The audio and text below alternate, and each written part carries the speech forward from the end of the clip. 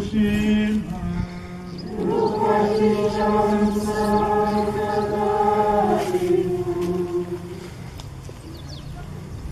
nuko arababwira ati Yesu asambira mu murima wa Getsimani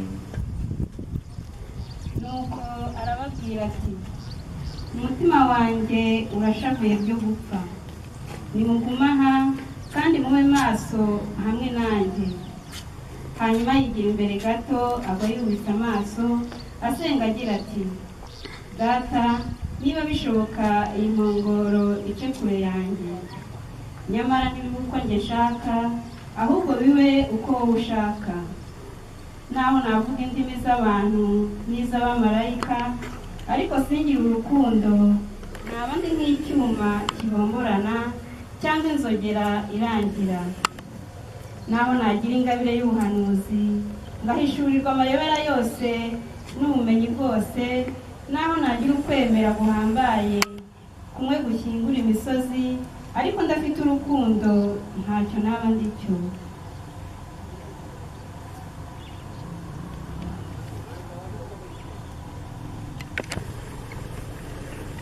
Mbese kubeshwaho n'urukundo ni iki? Benshi twibwira ko kubeshwaho n'urukundo ari ukubaho mu marangamutima aryoheye gusa, cyangwa se guhora umuntu yoga mu by'isi yita urukundo muri iki gihe. Kugirira neza abo tuzi ndimwe gusa, kwita ku bo dusangira gusa, gusabira abatuvuga neza gusa, kuvuganira abo dusangiye isano y'amaraso gusa, gutekereza ibijyanye n'imibonano mpuzabitsina gusa n'ibindi. Reka da, kubeshwaho n'urukundo si ugutura ku isi warateye ihema ryawe mu mpinga ya Taboro, ahubwo ni uguterera Kaluvariyo hamwe na Yezu, ni ukurangamira umusaraba umukiro urenze iyindi. Kubeshwaho n'urukundo si ugukora ibyo kamere yacu ituyoboramo gusa, ahubwo ni ugukurikiza ugushaka kw'Imana nka Yezu, tubwira data buri munsi tuti nyamara ntibibe uko njye nshaka ahubwo bibe uko wowe ushaka. Kubeshwaho n'urukundo ni ukuzirikana ko ibyo twakora byose, naho byaba ari ibitangaza cyangwa se ubuhanuzi bukomeye, nta rukundo tubikoranye byaba ari ubusa imbere y'Imana.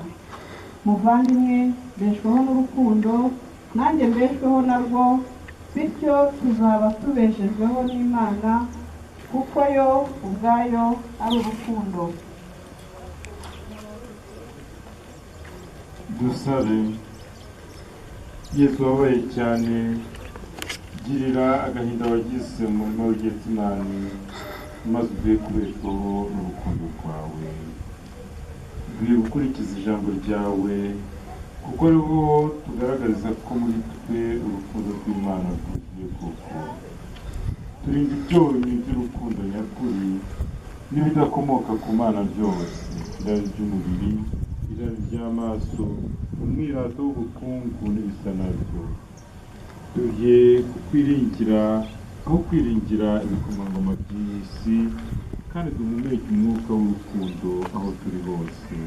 Wobaho ugateka iteka ryose. Dawe uri mu ijuru,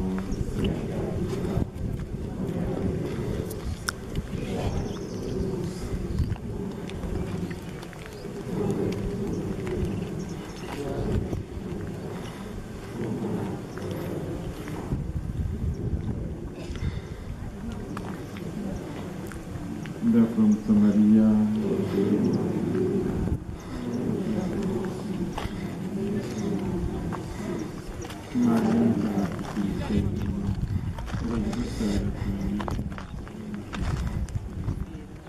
kuba Imana Data na Mwana na Roho Mutagatifu. Nyagasani utubabarire, abakristu bapfuye Imana nibabarire baruhukire mu mahoro.